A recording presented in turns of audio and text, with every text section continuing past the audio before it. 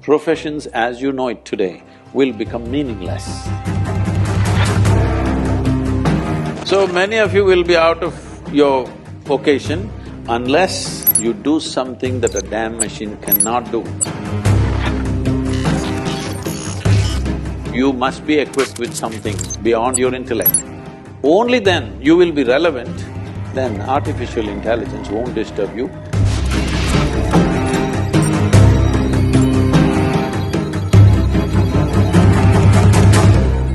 So, in today's technological world, we know that artificial intelligence and robotics are taking over. Those are the cutting edge technologies. So, what is your take on the interaction of such technologies with the intersection of such technologies and ancient practices such as meditations and yoga? Are you sure I'm real? Because last year and a half,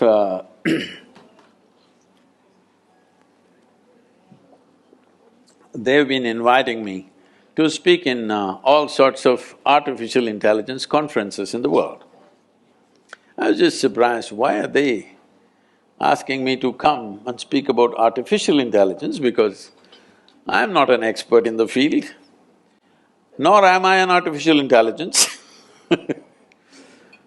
So I asked them in one of the conferences, it was in St. Petersburg, I said, why are you guys inviting me to all these artificial intelligence conferences? I'm a natural intelligence, not an artificial intelligence. They said, the problem is, what are we going to do? We're going to lose our jobs. These are all professors in big universities in MIT and in Harvard and these kind of places. They're asking me, what are we going to do in another 10 years' time? Because everything that we know, everything that was sacred till now, suddenly is going to be there on a little gadget. You must understand this, what artificial intelligence means is accumulation of information, analyzing it and projecting it the way you want at a given moment will no more be considered as a valuable thing in human faculty. Because a simple gadget will do it much better than any human being. Already that Google lady is looking smarter than any of you, isn't it? She looks smarter than me, it's okay, I'm not educated, but you guys she's looking smarter than any of us or no? Anything you ask without batting an eyelid, she tells us. So, it's going to that place where intellectually everything that you perform will look stupid or meaningless. This happened to me when I was about 13 years of age, I think, 13 or 14, 13 I think. For the first time I saw a flatbed calculator, this Panasonic calculator, you know. At that time it was 110 rupees, very expensive. You drink a coffee for more than that today. But 110 rupees, Panasonic, Sony was 125, so we buy the cheaper one, 110 rupees Panasonic. And they show me this, I never bought them. Somebody brought one and they showed me, took, results. Then first thought that came to me is, why the hell am I wasting my life in the mathematics classes? I said, all I need is this, I don't have to go to the math class. Whatever question you ask, took. A 100-rupee thing can tell you why this torture for 10 years going through this arithmetics and mathematics and all kinds of things. It can even do sin theta, cos theta, whatever nonsense you want. Then only I thought, we must make a big machine which does all this rubbish so that I don't have to go to school. At last, the dream is coming true. In the next 10-15 years, the education as you know it, professions as you know it today will become meaningless because right now they've created these machines. So once this happens, many things that we are spending years on learning will be meaningless. They're designing something that if a customer comes and says, what kind of house I want, what is my aesthetics, what is my culture, what I like, how it should be, and what's my budget. A machine designs a complete house, 10 different alternatives that you want, including paintings, hangings in the wall, the furniture, the works. Now they're saying in another 5 to 7 years, they're saying it can even print the house and build it. So just imagine the design, guys.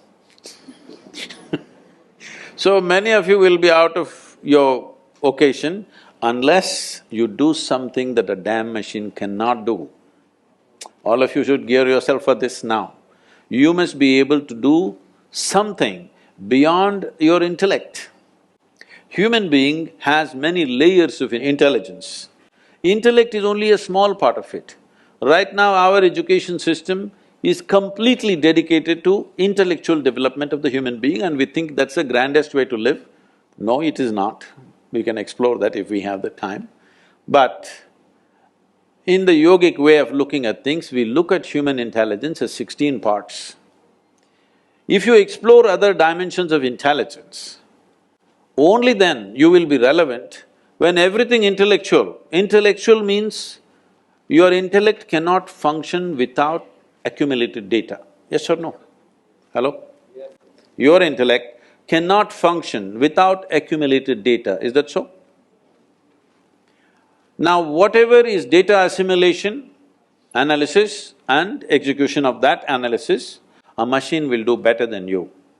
A human being can always make mistakes, can always fudge information, but a machine is clear-cut. It will simply do those things. So everything that you can do intellectually will be meaningless in another 10 to 15 years' time. So you must be equipped with something beyond your intellect.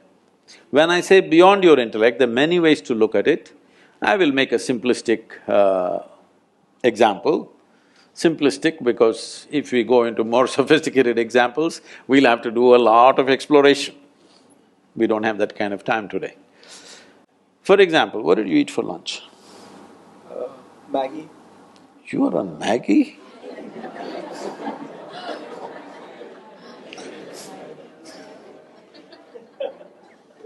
Can't you… somebody take care of his nourishment? He's on Maggie? Okay, even if you eat the noodle, a noodle doesn't look like him, doesn't feel like him, nothing. But this noodle he eats, within 3-4 hours' time, this Maggi noodle has become a human being, isn't it? Yeah, part of it. It's become part of the system. So you are manufacturing such a complex machine with Maggi noodles.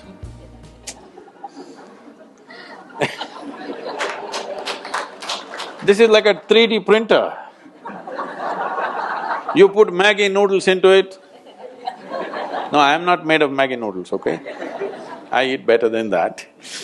But you put a chapati into this becomes a human body. This is the most sophisticated machine on the planet. You're manufacturing this with whatever food that you eat. And the food that you eat is just the soil that you walk upon. Yes or no? And it stands up. Isn't this a 3D printer? Hello? Does that intelligence exist within you or not? Not even in your brain, in your gut? It does. It does. So if only you found conscious access to this dimension of intelligence, you would live magically, isn't it? Then artificial intelligence won't disturb you, you will be very happy because all the menial jobs if the machines do, what a wonderful world. I'm looking forward to that.